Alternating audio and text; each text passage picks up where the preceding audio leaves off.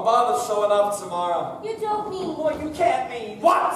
What don't I mean? I mean, I'm closed. Forget it. Kaput. You can't. Extinct. Kaput. I'm closing this goddamn customer-forsaken place. Mr. Mushnick, forgive me for saying so, but has it ever occurred to you that maybe what the firm needs is to move in a new direction? What Seymour's trying to say, Mr. Mushnick, is, well, we've talked about it and we both agree. Seymour, why don't you run in the back and bring out that strange and interesting new plant you've been tinkering on? See, Mr. Mushnick, some of these strange and interesting plants Seymour's been tinkering around with are really unusual, and we were both thinking some of these exotic plants prominently displayed and advertised would attract business. I'm afraid it isn't feeling very well today. There. Now isn't that bizarre? At least, what kind of weirdo plant is that, Seymour? I don't know. Some sort of fly trap, but I haven't been able to identify it in any of my books. So I gave it my own name. I call it Audrey, too. After me? I hope you don't mind.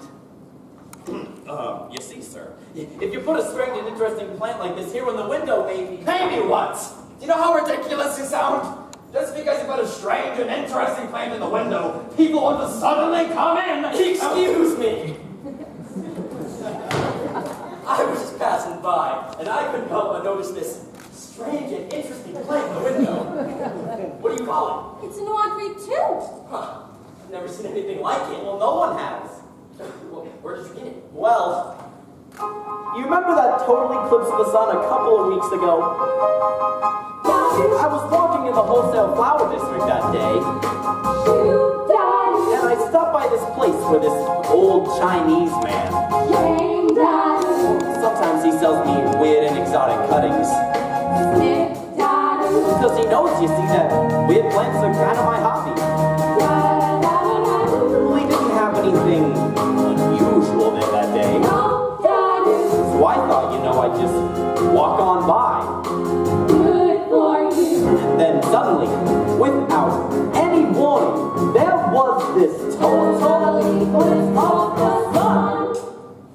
It got very dark, and I heard this strange humming sound like something from another world. And when the light came back, well, this weird plant was just sitting there. Just stuck in, among the zinnias. Audrey, too. Well, I could have sworn it hadn't been there before, but the weird man sold it to me anyway. For $1.95.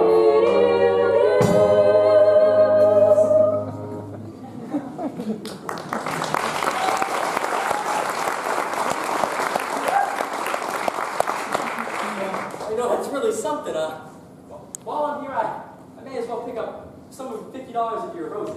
$50? $50? Yes, sir, right away, sir!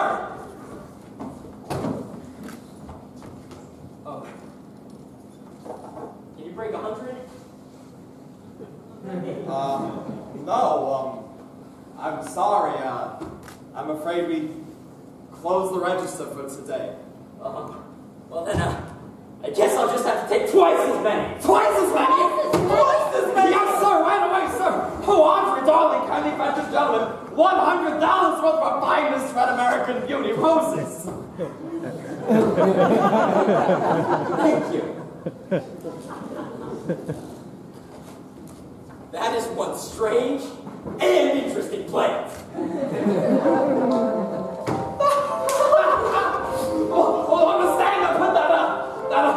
What do you call that thing? An Audrey 2. Put that Audrey 2 in the window so a passersby can see it. I'd have never believed it. I'd chosen to have taken us all out to dinner. Oh, I love to, Mr. Mushnick, but I've got a date. Would that save no good, Nick? Look, Audrey, I'm telling you, you don't need a date with him. You need major medical. He ain't a good, clean kind of boy. He's a professional. What kind of professional wears a black leather jacket? He's a rebel, Mr. Mushnick. Besides, he makes good money. He's the only fella I got. Enjoy dinner. Good night, Seymour. Good night. That poor girl. Well, are we still going to dinner? You're not going anywhere, Groundwater. You're staying right here nursing this plant's back to health. How come it's fainting all the time? I told you, it's been giving me trouble. just sits here and it wilts. The Audrey, too, is not a very healthy girl. Strictly between us. Yeah, there's the Audrey one. If only I knew what breed it was, what genus, but it's not in any of my books. Well, Krellboy, my advice to you is you better figure it out.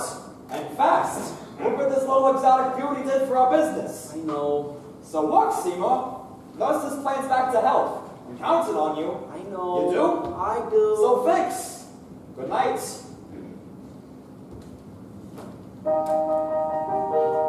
Oh, Tui, I don't know what else to do for you.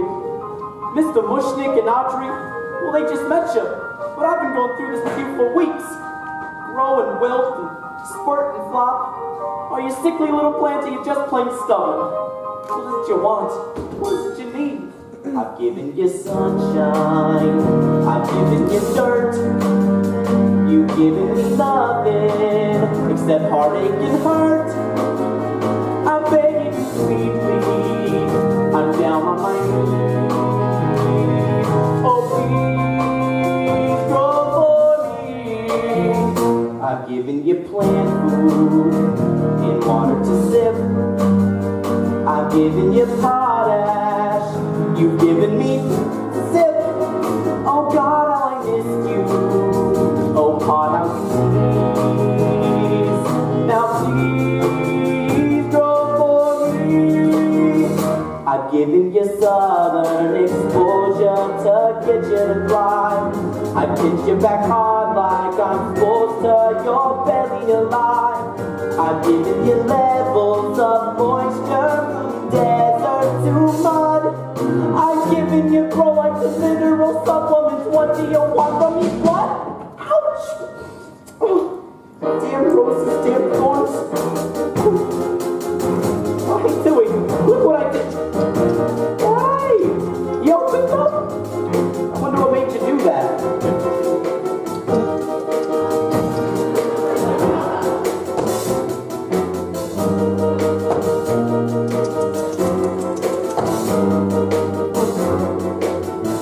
I know what made you do that.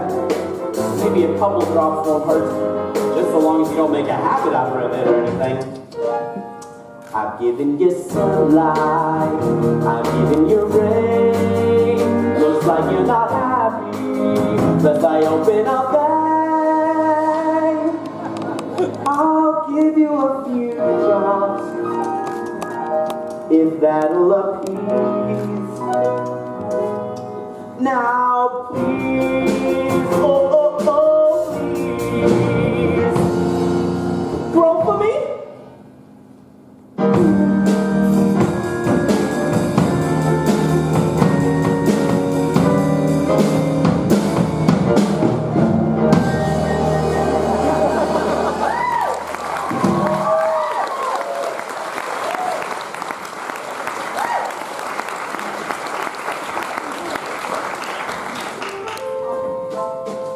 And thus we conclude our interview. Seymour Krellboy, the young botanical.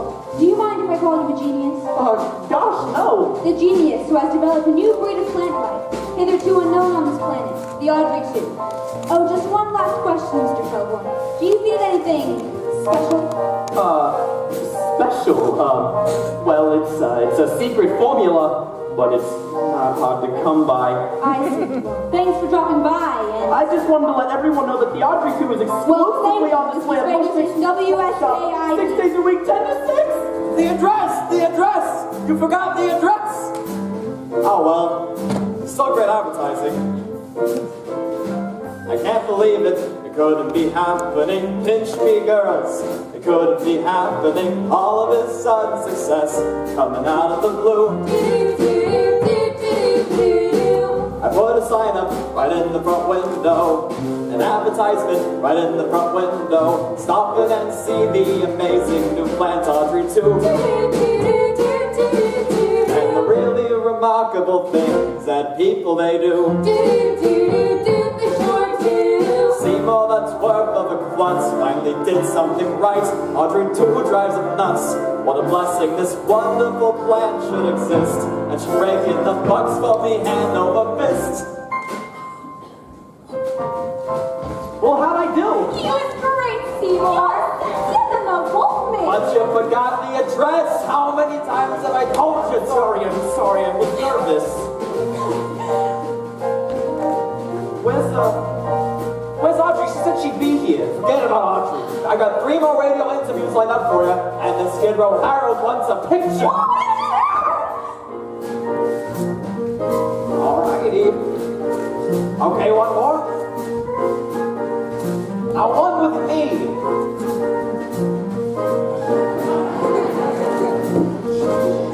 Perfect.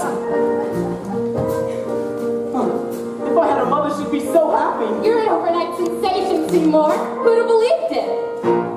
One day, he pushed a broom, nothing in his news but gloom and doom. Then he lit a fuse and give him room. Santa said, watch my mother blow. Explosion, bang, kerboom. Don't it go to show you never know? Seymour was in a funk. He was number 0. Who'd have thunk? He'd become a hero, just a punk. He was a forgotten so-and-so. Then one day, Master Bunk. don't it go to show you never know? All of the world used to screw him. Rip, wham, pow, now they interview him. And they glimmer and put his remarks on the air. All the world used to hate him. Now we're starting to appreciate him. And now he caused something strange to win away. Observe him, here's a chap. Everything is landing in his lap. I just held my hand and did a snap. Something out of Edgar Allan Poe has happened. Sam just happened. Don't it go to show you never know? One day you're swinging hatch, feeling so rejected like a punch. You get resurrected, make a splash. Now we're in the paper, busy blow. And we saw thunder crash. Crash your plug, bam kerboom, sing the song, Sam kazoo, Sally Pally, holy cow, he ordered up the rainbow. Wow, how look out below, don't it go to show you never know?